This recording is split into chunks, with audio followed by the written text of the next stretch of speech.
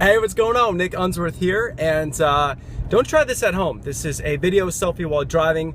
Typically not a great idea, but I'm fired up because we have my brother from another mother, John Lee Dumas, coming up, and I'm shifting, coming at you. And this is John like you've never seen him before.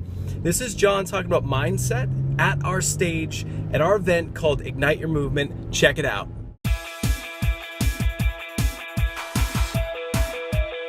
Hey, what's going on? Nick Unsworth here, and I'm a kick-ass business coach, and I'm on an absolute mission to help you find your purpose in life, to help you love what you do for work every single day, to help you be the rock star that you are meant to be, to make more money than you ever thought was possible, and to have more time freedom so you can actually enjoy the life that you're living. I'm here to help you set your life on fire. And so next is a real treat. A brother from another mother, as they say. So I'm going to bring up John Lee Dumas, and what's awesome is that we got connected together because a friend who just is a great networker, she was always, trying to add value for people and said, "Oh my God, Nick, you're on fire. This other guy's on fire, and you need to meet. You don't know each other." And so it was a little over a year ago, and it was one of these things where, when you just feel like you just need to meet that person, if there's someone that you've seen or someone that you connect with, you just need to meet them. Well, that's what this was. And it was one of these just twists of fate. And so, we ended up connecting. She connected us. We exchanged cell phone numbers. And then, I was out. He's busy. I'm busy. And then we connected at like 10:30 at night. And I ended up coming to, the Bahia, which is a place right in Pacific Beach. And we meet with Michael O'Neill, a couple cool people, and we just totally hit it off, connected. I realized that his company's called Entrepreneur on Fire. He realized my company's called Life on Fire. And so we just got to know each other, and I was blown away. You talk about stretching your mind. At that meeting, I had no idea. I knew what a podcast was, but I never actually listened to one. And I didn't even know what the app was, nothing like that. And it was at that moment where we're sitting there, I'm like, dude, you make over $100,000 a month net? Like, talking to a microphone? Like, what? Like, that's crazy. Now, granted, that's not to take anything away. This guy is an absolutely incredible entrepreneur, and the reason why he's what we're going to be speaking to today is not the podcasting side of building a business. There's tons of interviews of John sharing that wisdom. We've got multiple interviews with him doing that. But to me, what really is just remarkable about this guy is his generous heart. I mean, he's constantly connecting people. He's just someone that is out to give. He's out to do good. And what I love is that out of all the different things, where I look at John, it's like his mindset and mental toughness to go from the past to, you're going to hear his transition into podcasting and having the focus to resist a gazillion other things he could do, to have the mental toughness and mindset to run his business the way he does to a level that very few people in our industry do. And it's just a very inspirational story, and there's going to be some awesome tangible mindset pieces that you're going to pull away. So let's give a big welcome to John Lee Dumas. Oh! My brother. Oh! Welcome. I left my coffee over there. We don't need coffee. We don't need coffee. So, all right. So, thanks for coming out here. I know you got family in town and things like that. I so do. It's really cool that you're taking some time. And so, what I'd love for you to do for those of you guys that don't know John, I'd love to grab your snippet of your story from being unhappy with the corporate work, and then where was that transition point where you took that step? We're doing this glass walk, and you took the step and said, I'm going to solve that problem in podcasting. Yeah, well, thank you, Nick, for having me here today. It was quite the travel all the way from Pacific Beach. Anybody know where Pacific Beach is here? Yeah. It's a journey. It's a journey. Had to come down the coast a little bit. But no, I was very, very unhappy in my post-military world. Mm-hmm. It was something that I was really looking forward to throughout my time in the service, and then once I actually saw the reality of what the inside of law school looked like, and the reality of what the inside of a cubicle looked like, and then what the inside of basically a suit and tie every single day looks like, I found myself, even before I knew really what a life on fire or living a life on fire meant, I felt that flame extinguishing, and it was happening every day. And so basically, would you say that that's just like this overall feeling of like just something not being right, like you're just like you knew that there was something out there but you didn't know what, like that kind of feeling? Because I feel like, have you guys ever experienced that? Raise your hand if you've had the feeling like you're not fully doing something, that you feel like that there's more, or you're just not happy or excited. So, because I think that for entrepreneurs, we all go through that period. And so what happened for you to go from that feeling of like, wow, like I'm slowly becoming like average or just mediocre, or like dead inside? Like what happened from that point to then discovering podcasting, and why, and how did you make the jump? Yeah, and it was not an easy, quick process at all. I mean, it was a journey. It took me 6 years of trying different career paths and failing a number of times, and having missteps and having to try all over again, and really kind of question what my path in life was. So it's not something that I just stepped up to the plate day one and was like, this is my idea, I'm going to do it. It was a lot of soul searching. It was a lot of searching just in general about what really did seem to inspire me. And it took 6 years. I mean, that's not a short time. No, I think so. What's interesting is that, I think a lot of times people can look at your rapid growth in podcasting and say, well, that happened quick, like he's a lucky, right? But what they don't see is all the years of searching to find it. And so I think what's big is that, I mean, you were on a quest to find your purpose. So you were going from, business to different companies to try and find it, right, in the past? Yeah. And I thought traditional was the way to go. That's all I knew. I came from a very traditional background. My father was in law. I was in the military for 4 years active, 4 years in the reserve. So I thought that was my path. It was a very traditional path. And it wasn't really until I started exposing myself to different audiobooks and different podcasts, and I started actually kind of filling my mind. And I didn't even go to a conference like this until well after I had my first aha moment, which was, I look back and it's a regret. I mean, this is something like what everybody's doing here right now. This is something that would have got me to that place a lot quicker. And what would you say was the moment where you discovered what you really wanted to do?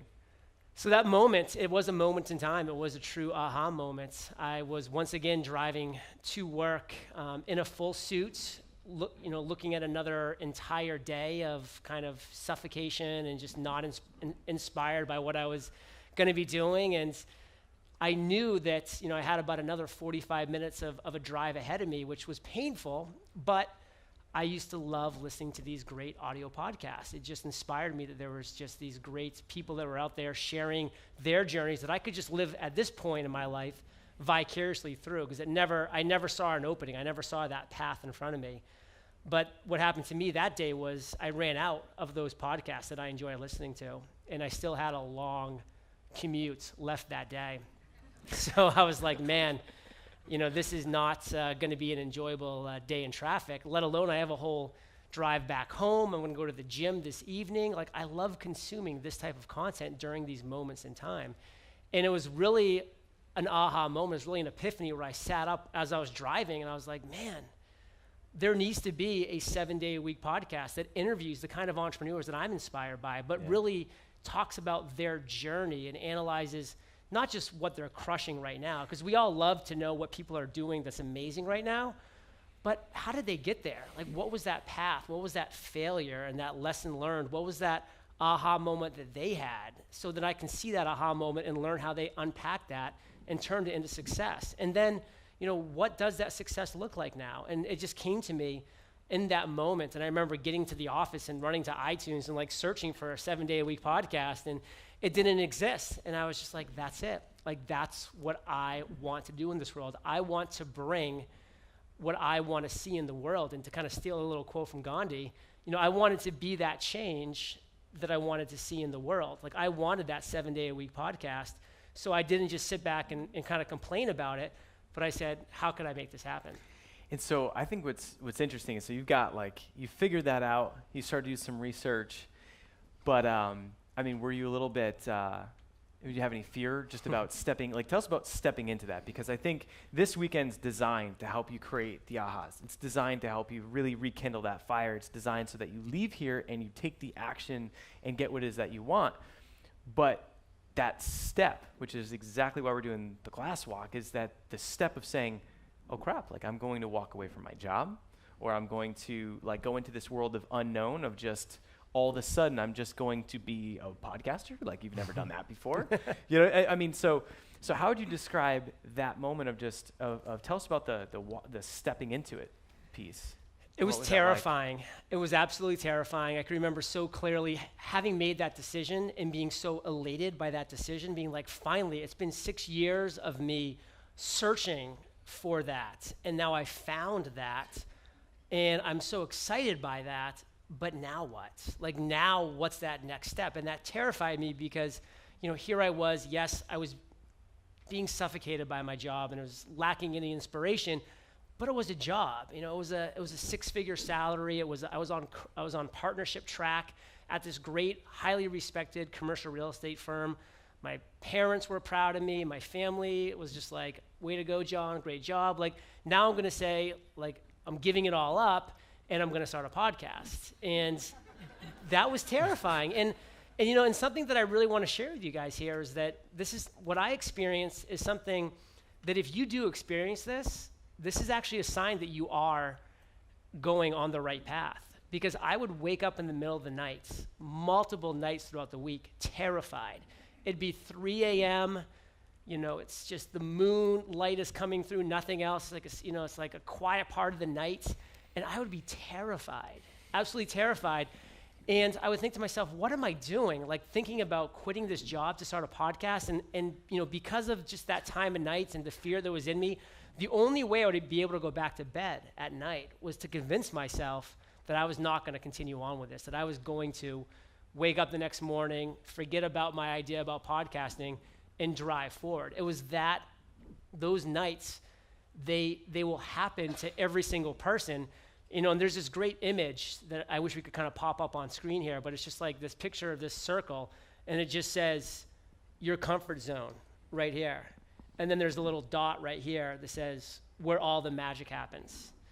And this is where all my magic happened, but it was way outside of my comfort zone. But that is going to be a compass for you, knowing that it is leading you in that right direction. That's crazy. That's huge. And think about the awareness. We talked about awareness, right? And so if you have that awareness of you're going through something that just seems terrifying, I mean, you're waking up in the middle of the night or you're second guessing yourself. As soon as you second guess yourself, you can either, you know, play small and stay on the left side that we talked about, or you can have the awareness and say, you know what? This is something that's normal. I'm reading the books. I'm surrounding myself with the right people, and say, you know what? This must mean that I'm doing something big because I'm having those feelings and those emotions. And I think, you know, how did you take that? And so even amidst all that, like as far as stepping into it, you know, what was your next step of saying, all right, I got this idea, and what'd you do from there? So I think what's really important is that we all have a past. And we can all really leverage that past to our advantage, even if we're not really aware of what that leverage point might be right now. And my leverage point is going to be a lot different than what your leverage point may be, but I'm telling you that every single person in this room has a very powerful leverage point. And so identifying that leverage point is so important. And for me, that leverage point goes back to my service in the U.S. Army. And I mean, I'll be even transparent right now. I'm a little nervous even to be talking about this because although I have shared what I'm about to talk about a couple times in the privacy of my own podcasting bubble, you know, in my little studio up here in Pacific Beach, I've never really talked about this in front of a live audience before, but it really is my leverage point, and I feel like by me sharing this, it could really help a lot of people in this room. And that's the fact that I was a 23-year-old lieutenant in the U.S. Army deployed to Iraq for a 13-month tour of duty. I was in charge of 4 tanks, 16 men. I was an armor platoon leader. And I was there during 2003, 2004, which is really the bloodiest time to be deployed in Iraq during the Iraq War. And during those 13 months, I actually lost, of my 16 men, I lost 4 men as an officer in the U.S. Army. They gave the ultimate sacrifice. They never came home. fighting for this country. And I took that really hard, and I still think about that every single day when I wake up in the morning. And one thing that I did do at the foot of every single one of their coffins as they were, as Amazing Grace was being played, I promised myself and I made a pledge that I was not going to let their sacrifice, I was not going to let what they've given for us, for me specifically, at that point as their officer, I was not going to let that be meaningless. And so my pledge to myself was that from that day forward, and I made that pledge 4 times, that I was going to live the life that I know that I was meant to live. And I didn't have the words at the time, but now I know what I was really saying to myself is that I was insisting that I was going to live a life on fire. And so that was a very meaningful pledge that I made 4 times to those 4 soldiers. And every single time I was in law school or corporate finance or commercial real estate with these very comfortable jobs, and I knew it wasn't me and I knew I wasn't living a life on fire, I thought of those 4 faces and those 4 pledges that I made, and it gave me the courage to quit and the courage to walk out and to find it. That's powerful. Powerful. And thank you for your service, man. Seriously. That's just, I have so much love and respect for people that serve this country, this amazing country. And I think that you can see, you guys can hear it. Did you feel that in the room? I get goosebumps thinking about it. That right there is John's moment on fire. That's something that no matter what happens in your life or business, you can tug on that. You can pull from that past experience and you can get through anything. And I think it's just something that it's of course sad what happened, but it symbolizes so much, has so much meaning. And so from there, you leveraging that to get outside your comfort zone and going from, suffocating at the job to having that awareness. So tell us about once you got started, you dove in. Tell us about just getting that off the ground, what you did. So what was really huge for me at that point, because now that I had this idea in my mind, it was kind of boiling, it was kind of bubbling, I was like, I want to create a 7-day-a-week podcast where I get to actually interview inspiring and successful entrepreneurs, share their journey. But the problem is I only know how to press the play button on my iPod. I don't know anything about podcasting. And guys, this is 2 years and 4 months ago. It wasn't that long ago. I just knew how to press play on an iPod. But what I did that was really impactful and something that I really attribute a lot of my success, especially my rapid success to, is that I went out in my industry and I found somebody who was where I wanted to be. It was a person that was currently achieving the level of success that I wanted to achieve. And for me, that was Jamie Tardy. She has a great podcast called The Eventual Millionaire. She's a phenomenal entrepreneur. And I reached out to her and I said, Jamie, I admire your work. I've been a listener for a long time. I know you do mentor. I'm prepared to invest in myself. Whatever it takes, I know that what you have, the connections, the knowledge, the relationships, I need that. What can I do to convince you that I am worthy of being mentored by you? And, I sent that email, again, terrified, way outside of my comfort zone, never expecting to hear back from her. 4 hours later, I received an email back, and I was just ecstatic but terrified, opened the email up, and it was her saying, let's meet for coffee the next week, because we happen to live about 45 minutes from each other. And long story short, we sat down, an amazing coffee that we had, and I walked out of that coffee shop with a mentor and with a very large investment. But I was thrilled to make that investment for a number of reasons. One, it made it real for me. Now it was like, okay, I'm taking my hard-earned money. I'm taking money that I've worked for, that I need to survive, and I'm putting myself on the line here. I'm not going to allow myself to fail. And that changed everything. That took me from an amateur to an aspiring professional. Yeah. And that was huge. And so that was 3 months of just rapid growth because of that mindset shift of having Jamie, who I could reach out to, who said, John, go to this thing called Blog World in New York City, which I had never heard of. It was a conference supposedly for entrepreneurs that were doing this crazy thing online. And I went there, and it was a great conference. I got to meet in person people like Pat Flynn, people like Michael Hyatt, people like Cliff Ravenscraft. and get to shake their hands and say, I've admired you from afar. Thank you for doing what you do out there in the world. You've given me inspiration. And oh, by the way, will you be one of my first guests on Entrepreneur on Fire? And the powerful thing is that because I was being mentored by Jamie Tardy, that was all the social proof that they needed, being friends of hers and being, having been on her show and just knowing that she's a very successful entrepreneur, to get my first couple yeses. And guys, no matter what path you go down in business, it's that first little momentum that you get that starts everything. And it was those first couple yeses that I got at a conference that started the entire roller coaster that now is Entrepreneur on Fire. It's crazy, man. It's crazy. It's unreal what happens when you put a lot of money into. I mean, I think that's. I haven't thought of it as that way. Of it makes it real, but it does. And if you put in that level of investment and you don't, it's like we said, if you make the decision, it's then your job to make it right. It's like once you put that in, I mean, you're right. It becomes totally real. And what's crazy is that in your story, that by having Jamie, that shortcutted your progress and momentum of just getting the right people on.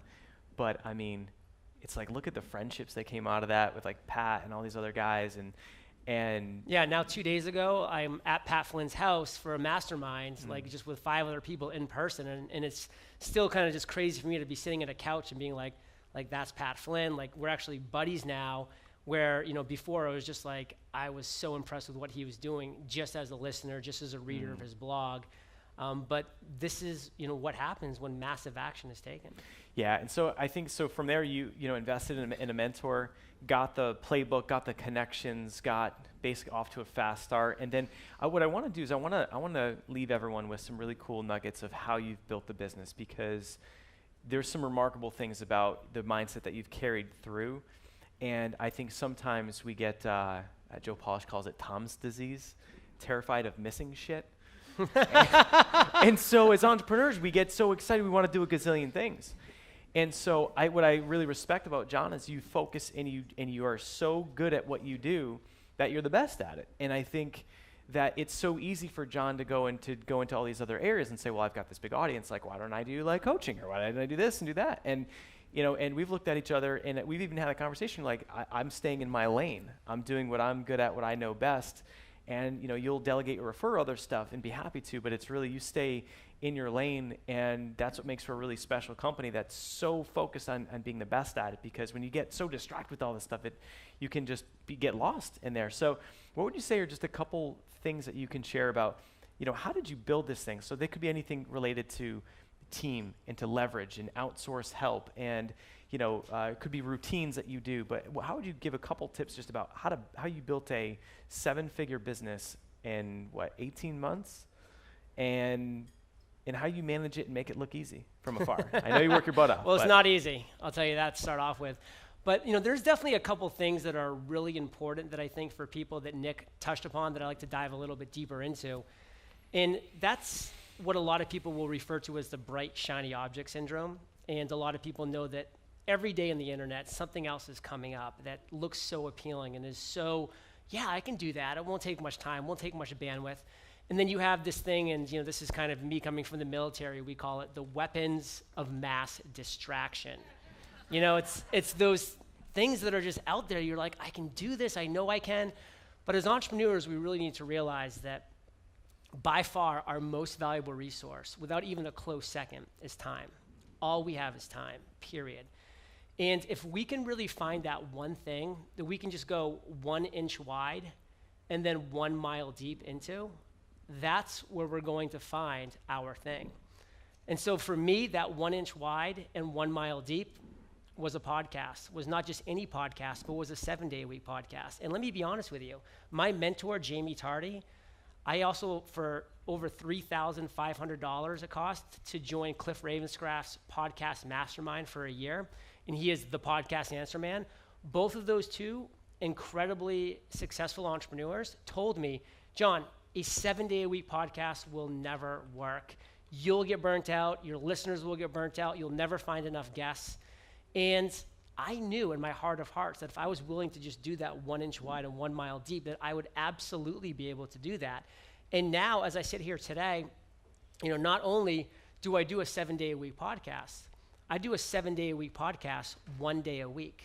Tuesdays are the only day that I interview. I have 8 back-to-back interviews. It's not an easy day, but I bring the heat for that 1 day a week, and I just focus, and that's my day to just knock out my week's worth of interviews plus 1. And we're neighbors, and I can hear him chatting away. You I'm know, like, are you prepared to ignite? And it's like, shut up! God. Banging on the door, calling in complaints. Yeah, is that the picture they're seeing right now? Yeah. That's my balcony, and Nick's actually just 2 floors below me in Pacific Beach. So he pounds up with the like a broom or knocks up. something. Yeah. So if you, as an entrepreneur, are willing to really just do that, to go that 1 inch wide and 1 mile deep, and you have even people who are rock stars in the industry. My rock stars in my industry were Cliff Ravenscraft and Jamie Tardy. They're saying, don't do it. But I knew that if I laser focused on it, that truly anything is possible. And that was possible for me. So now not only do I do that 1 day a week, but now did my listeners get burnt out? No. Entrepreneur on Fire won Best of iTunes in 2013. We've now done over 12. Thank you. Damn. We've generated over 12 million downloads to date. We just had our largest revenue month ever in November, and we publish our monthly income reports every single month because we love being transparent to show other fellow and future podcasters what's working for us, what's not working for us, so they can emulate our successes, but just as importantly, avoid all the mistakes that we're making, because I am always getting out of my comfort zone and making a ton of mistakes. But we had our biggest monthly income report, monthly income last month at over $300,000 just in the month of November, and that was from the focus. So don't let people tell you that you're being too niche. Don't let people tell you that you're being too narrow focused. If you, in your heart of hearts, know that you have something that you want to deliver to the world, and my thing was that 7-day-a-week podcast, even when the top people in the industry are telling you things, and believe me, looking back on it, like, I was excited when they told me that, because I knew that, hey, if they are telling me that I can't do it, and I find a way to do it, that is where the true opportunity lies. And so, these are all things that are so, so valuable as you're finding that thing and as you're committing yourself and your most valuable resource, your time, to this thing. I love it. I mean, what's crazy is that I just love when someone says you can't do something. I love it. There's a technical term called reverse polarity. And what's awesome is that's how I'm wired too. So when someone says you can't do it, you go the other way.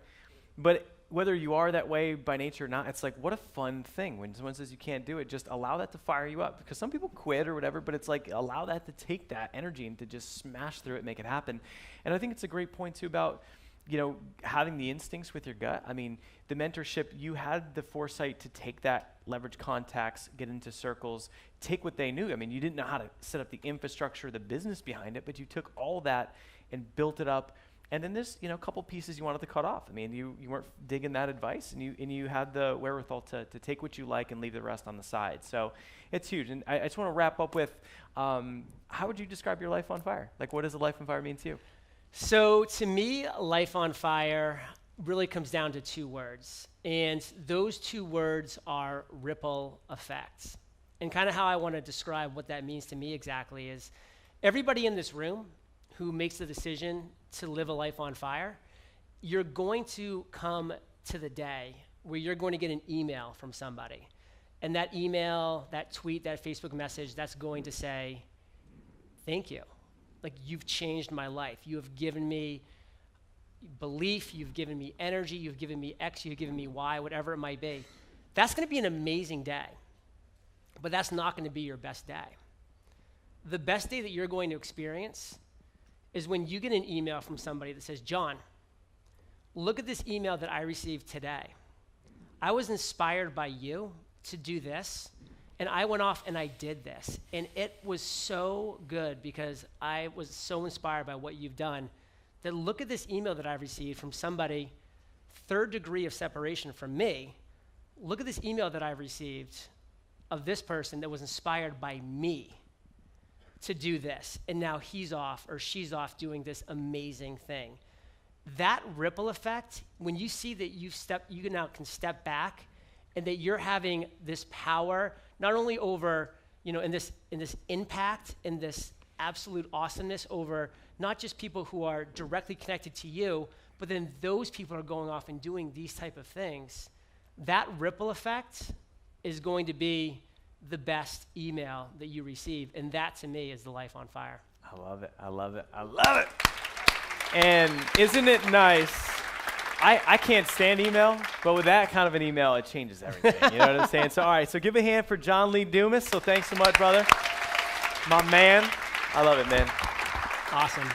So you can. All right, so how awesome was that? And John is just such an incredible entrepreneur, netting a couple $100,000 a month, and he's just crushing it. And so if you'd like to crush it as well, join him with Podcaster's Paradise. It is his flagship course. He's helped literally thousands of entrepreneurs start and launch and grow and monetize their podcasts. And you can do so by going to lifeonfire.com/paradise. I'm here to help you set your life on fire.